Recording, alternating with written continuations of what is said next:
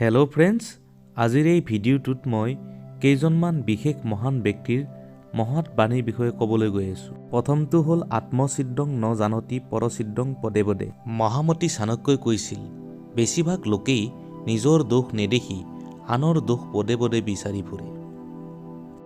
দ্বিতীয়টো বাণী গৌতম বুদ্ধৰ। গৌতম বুদ্ধই কৈছিল, জীৱনত পোৱা কষ্টবোৰ হ'ল আমাৰ বাবে মূল্যৱান উপহাৰ, যিবোৰে আমাক প্ৰকৃত শিক্ষা দিয়ে। তৃতীয়টো মহৎ লোকৰ বাণী হ'ল ট-APJ আব্দুল কালামৰ। তেওঁ কৈছিল, যিজনে নিজক চিনি পায় তেওঁ ভগৱানকো চিনি পায়।